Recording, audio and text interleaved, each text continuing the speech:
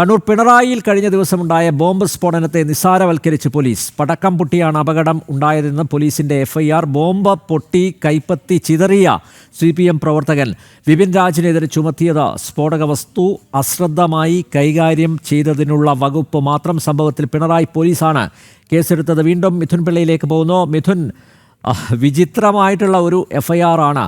അതായത് ഈ പടക്കം പൊട്ടിയാൽ കൈപ്പത്തി ചിന്നിച്ചിതറില്ല, എല്ലാവർക്കും അറിയാവുന്നതാണ്. പക്ഷേ ഇവിടെ പടക്കം പൊട്ടിയാണ് കൈപ്പത്തി ചിന്നിച്ചിതറിയത് എന്നാണ് പറയുന്നത് പോലീസിൻ്റെ ഭാഷ്യം.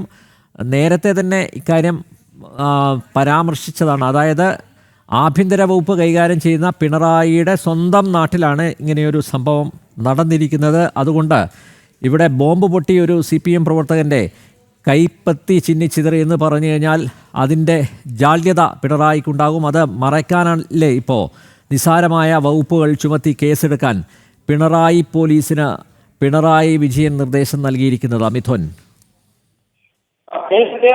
നമുക്കറിയാം, പൊതുസമൂഹത്തിൽ വലിയ ചർച്ചയായി കഴിഞ്ഞു. കാരണം കണ്ണൂർ പിണറായിൽ കഴിഞ്ഞ ദിവസമാണ് ഈ ഒരു സംഭവം ഉണ്ടായത്. നിർമ്മിച്ച നാടൻ ബോംബ് കൈകാര്യം ചെയ്യുന്നതിനിടെ അത് കയ്യിലിരുന്ന് പൊട്ടിയാണ് ഈ വിപിൻ രാജ് എന്ന CPM പ്രവർത്തകന്റെ വലത് കൈപ്പത്തി തകർന്ന സാഹചര്യം ഉണ്ടായത്. എന്നാൽ ഈ സംഭവത്തെയാണ് നിസ്സാരവൽക്കരിച്ചുകൊണ്ടത് ബോംബല്ല പടക്കമാണ് എന്ന വാദവുമായി പോലീസ് രംഗത്ത് വന്നത്.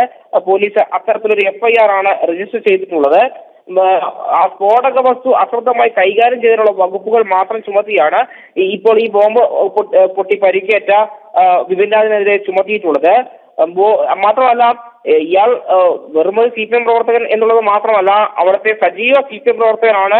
നിരവധി കേസുകളിൽ പ്രതിയാണ്.